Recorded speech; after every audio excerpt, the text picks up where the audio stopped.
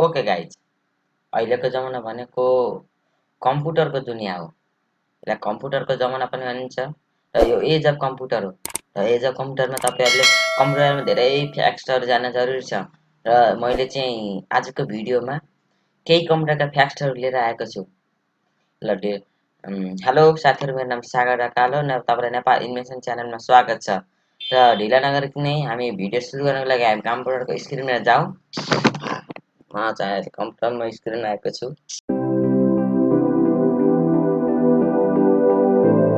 Guys, आजको हामीले यो भिडियोमा 5वटा कम्प्युटर र ल्यापटपको tips and tricks, amazing tips and ट्रिक्सको बारेमा जान्नेछौँ। 5वटा चाहिँ तपाईँले जान्नुहुन्छ। र फर्स्ट चाहिँ तपाईँहरूले सर्टआउट गरेर सिम्पली तपाईँले अल्ट प्लस की बटन अल्ट पर F4 गरेर इन्टर दबाएर तपाईँले सर्टआउट गर्नुहुन्छ।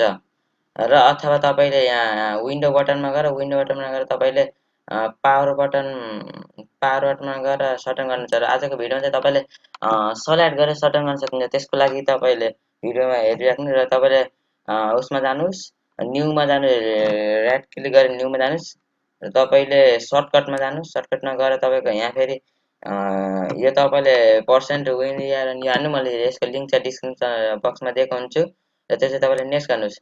नेक्स्ट गरेपछि तपाईँ फिनिस गर्नुहोस् र फिनिस गरेपछि तपाईँकोमा यस्तो अप्सन आएको हुन्छ, हेर्नु।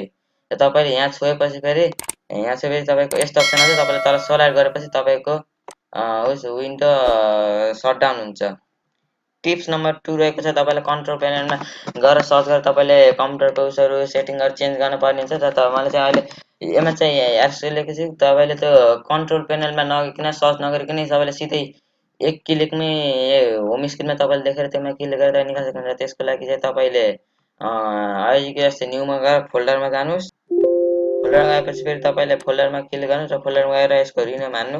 हो यो चाहिँ यसको पनि तपाईँलाई मैले लिङ्क डिस्क्रिप्सन बक्समा दिएको हुन्छु। र चाहिँ तपाईँकोमा फेरि यस्तो अप्सन हो, यो कन्ट्रोल प्यानल गर्न सक्नुहुन्छ। यहाँ हेर्न सक्नुहुन्छ तपाईँकोमा सबै छ है। क्रिएटर फर्मेट हार्ड डिस्क हेर्नुहोस्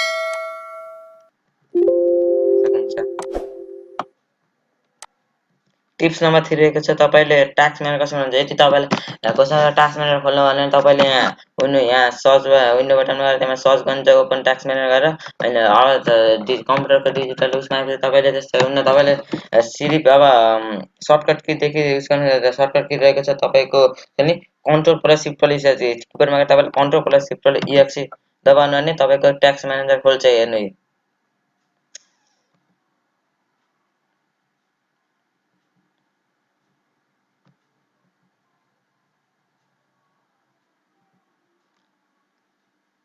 टिप्स नम्बर 4 रहेको छ, तपाईँहरूको रहेको छ कि तपाईँहरूको डेस्कटप स्क्रिनहरू भएको हुन्छन्, एप्लिकेसन र सफ्टवेयर भएको हुन्छ। त्यो सफ्टवेयरहरूले तपाईँले एकैछिनमा सर्टकट बटनले त्यसलाई ओपन गर्न सक्नुहुन्छ। त कसरी हुन्छ र भिडियोमा हेर्नुहोस्। जस्तै मैले यो ल मैले सबलाइन टेक्स्टलाई गर्छु। यहाँ सबलाइन टेक्स्टमा गर्नु तपाईँले राइट क्लिक दबाउनु र तपाईँ यहाँ प्रोपर्टीमा जानुहोस्। र प्रोपर्टीमा जान्छ तपाईँकोमा यहाँ सर्टकट की भन्ने अप्सन आएको हुन्छ, त्यहाँ छुनुहोस् र तपाईँले त्यहाँ सर्टकट कीमा हान्नुहोस्। कन्ट्रोल दबाएपछि CTRL+ALT आएको हुन्छ, होइन CTRL+SHIFT+। तपाईँले यसलाई सबलाइन टेक्स्ट गर्नको लागि ल यस दबाउनु, यस त्यसको साइड हुन्छ। र तपाईँले यहाँ ओकेमा दबाउनुहोस् र ओकेमा दबाइसकेपछि तपाईँको अब CTRL+SHIFT+S दबाउनु सबलाइन टेक्स्ट खुल्छ। र गाइस, मैले CTRL+SHIFT+S गरेर यहाँ सबलाइन टेक्स्ट खोलेको छु। र टिप्स नम्बर 5 र सबभन्दा लास्ट टिप्स एन्ड ट्रिक्स रहेको छ तपाईँको। तपाईँ यति तपाईँले ब्राउजर चलाउँछ र ब्राउजर चलाउनेले तपाईँकोमा जस्तै मैले एउटा यहाँ केही सर्च गर्छु।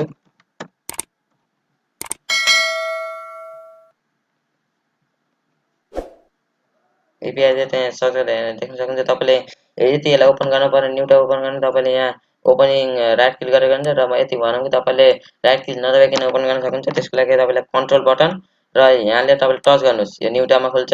जस्तै तपाईँले कन्ट्रोल बटन यसलाई क्लिक गर्नु, कन्ट्रोल बटन यहाँ उसमा क्लिक गर्नुहोस् अनि सबै खुल्छ। हो आज हामीले हाम्रो डेली लाइफमा प्रयोग हुने कम्प्युटरको टिप्स एन्ड ट्रिक अथवा हामीले कम्प्युटर युजरहरूले जान्ने पर्ने टिप्स एन्ड ट्रिक मैले 5वटा बताइदिएका छु।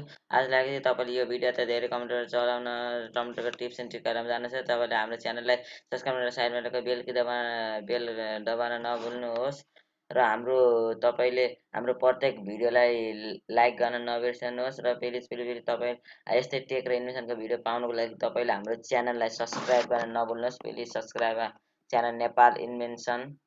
ओके गाइज, ल आजको लागि भिडियो यति नै। हाम्रो च्यानल सब्स्क्राइब गर्न नभुल्नुहोला। Okay bye bye by.